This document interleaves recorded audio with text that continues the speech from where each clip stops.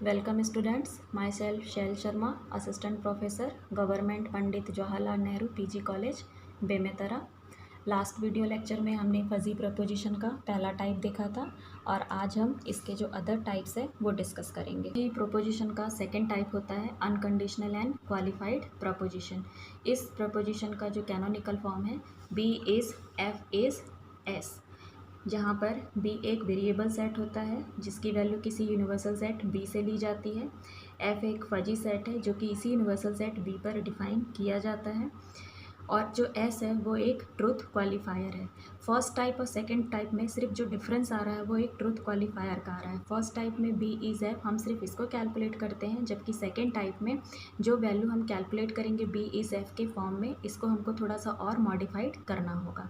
As an example, Tina is young is very true. इस example में जो टीना है वो एक वेरिएबल है, यंग जो है वो एक फजी प्रेडिकेट है और वेरी ट्रू ये वाला जो वर्ड है वो एक ट्रुथ क्वालिफायर है। इस स्टेटमेंट को अगर हम ध्यान से देखें तो सबसे पहले हमको कैलकुलेट करना होगा Tina is young. Tina is young की एक पर्टिकुलर वैल्यू हमको मिलेगी और वो जो पर्टिकुलर वैल्यू होगी वो फिर इस fuzzy truth qualifier very true के अकॉर्डिंग और मॉडिफाइड हो जाएगी। इस टाइप के जो प्रोपोजिशंस होते हैं इनकी जो ट्रूथ वैल्यू होती है वो हम निकालते हैं T of P equals to S of F of B. इस फॉर्मूले से भी क्लियरली दिख रहा है कि सबसे पहले हमको वेरिएबल का मेंबरशिप ग्रेड निकालना होगा और फिर इसको क्वालिफाइड करना होगा। यहाँ पर जो एग्जाम्पल मैंने कंसिडर किया है इस प्रपोजिशन की वैल्यू निकालने के लिए हम सबसे पहले यंग के अकॉर्डिंग मेंबरशिप ग्रेड का ग्राफ तैयार करेंगे। जो ग्राफ मैंने यहाँ पे कंसिडर किया है इसमें मैंने एज का, यंग का जो रेंज लिया हुआ है, यंग जो फजी प्रेडिकेट है उसका जो रेंज लिया हुआ है वो है 0 से लेकर के 50 ईयर्स। अगर एज 0 ईयर्स रहती है तब मेंबरशिप ग्रेड 1 है। एज जैसे जैसे बढ़ती जा रही है वैसे वैसे मेंबरशिप ग्रेड की वैल्यू कम होते जा रही है और जब एज 50 होती है तब मेंबरशिप ग्रेड 0 हो गया है। इस ग्राफ में आप देखिए जो टीना है जो वेरिएबल है इसकी एज अगर हम लोग 26 ईयर कंसिडर कर ले तो इस ग्राफ के अनुसार जब एज की वैल्यू 26 ईयर्स होगी तब मेंबरशिप ग्रेड मिल रहा है 0.87। दैट मीन्स जो यहाँ पर प्रपोजिशन दिया हुआ है इस प्रपोजिशन में टीना इज़ यंग ये जो पोर्शन है इस पोर्शन की वैल्यू जो हमको मिल रही है वो है 0.87 फर्स्ट वाले ग्राफ से। अब यहाँ पे इस पोर्शन को सॉल्व करने के बाद जो आंसर हमको मिला है उस आंसर को हमको इस ट्रूथ क्वालिफायर के अनुसार क्वालिफाइड करना है। तो यहाँ पे जो क्वालिफायर यूज़ किया गया है वो है ट्रूथ क्वालिफायर वेरी ट्रू के फॉर्म में। और वेरी ट्रू जो ट्रूथ क्वालिफायर होता है इसको सॉल्व करने के लिए जो फॉर्मूला यूज़ किया जाता है वो होता है ए स्क्वायर। दैट मीन्स जो भी वैल्यू हमारे पास है उस वैल्यू का हमको स्क्वायर करना है। तो आंसर हमने निकाला था 0.87। इस वैल्यू को जब हम वेरी ट्रू के अनुसार क्वालिफाइड करेंगे तो ये रिजल्ट हमको मिलेगा 0.76। दैट मीन्स जो कंप्लीट प्रपोजिशन दिया हुआ है Tina is young is very true, इस प्रपोजिशन की जो ट्रूथ वैल्यू आ रही है वो है 0.76। सेकेंड वाले ग्राफ में आप देखिए जो एक्स एक्सेस है वो रिप्रेजेंट कर रहा है मेंबरशिप ग्रेड को और जो वाई एक्सेस है वो रिप्रेजेंट कर रहा है फजी प्रोपोजिशन की ट्रूथ वैल्यू को। तो यहाँ पे जो ग्राफ बना हुआ है वेरी ट्रू के अकॉर्डिंग दो ग्राफ मैंने यहाँ पे ड्रॉ किए। फर्स्ट है ट्रू के लिए और सेकंड वाला है वेरी ट्रू के लिए। वेरी ट्रू के लिए अभी मैंने बताया जो रिजल्ट मिलता है वो ए स्क्वायर के फॉर्म में होता है। तो ये H of A equals to A square, इसका ग्राफ ये नीचे में बना हुआ है। फर्स्ट हमको आंसर मिला था 0.87, तो 0.87 इस पॉइंट पे आ रहा है और 0.87 के करस्पॉन्डिंग जो ट्रूथ वैल्यू है वो दिख रहा है इस पॉइंट से हमको मिल रही है 0.76। इसी तरीके से अगर मान लीजिए यहाँ पे जो ट्रूथ क्वालिफायर है वो वेरी ट्रू के बजाय फेयरली ट्रू होता तब उस केस में जो हमको मेंबरशिप ग्राफ मिलता, जो वैल्यू हमको मिली है 0.87 उस वैल्यू को हम मॉडिफाइड करते इस फॉर्मूले से। तो 0.87 के लिए हमको क्या लेना होता है, इसका रूट लेना होता है।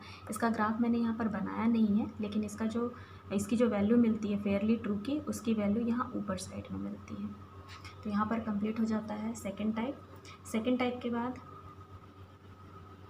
जो थर्ड टाइप है वो है कंडीशनल एंड अनक्वालिफाइड।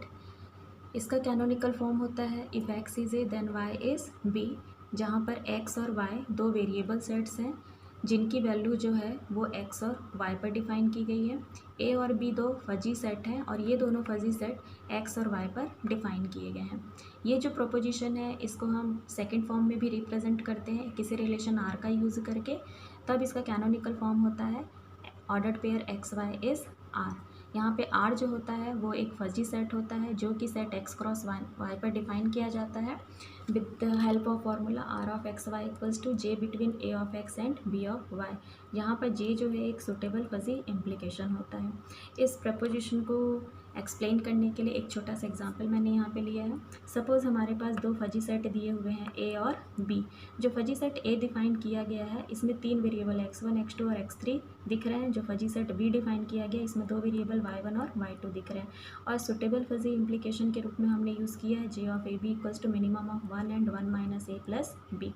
इस फॉर्मूले को यूज़ करके और फजी सेट ए और बी में जो अलग अलग वेरिएबल्स हमको मिल रहे हैं इनके जितने भी कॉम्बिनेशन पॉसिबल हो सकते थे उन सारे कॉम्बिनेशन को इस फॉर्मूले का यूज़ करके हमने सॉल्व कर लिया है। तो इसका आंसर हमको ये मिला जिसको हम आर के द्वारा रिप्रेजेंट कर रहे हैं। अब यहाँ पे ये जो आर मिला हुआ है इसमें टोटल 6 अलग अलग वैल्यूज़ दिख रही हैं। ये जो वैल्यूज़ मिली हैं इसकी मीनिंग क्या होगी? तो यहाँ पे देखिए जो पहला आंसर हमको मिला है x1 y1 के लिए 1, दैट मीन्स इस फॉर्मूले में जब हमने x1 की वैल्यू 0.1 और y1 की वैल्यू 0.5 रखी और इसको सॉल्व किया तब आंसर हमको मिला है 1। इसकी मीनिंग ये निकल रही है कि इस फजी प्रपोजिशन में जो x लेना था, x की कोई भी वैल्यू हो सकती थी x1 x2 x3, तो जब x की वैल्यू x1 है और y की दो वैल्यूज़ y1 और y2 जो पॉसिबल थी उसमें से एक वैल्यू y1 को जब लिया गया, दैट मीन्स इस प्रपोजिशन में जब x की वैल्यू x1 और y की वैल्यू y1 है तब इस प्रपोजिशन की जो ट्रूथ वैल्यू है वो 1 मिल रही है।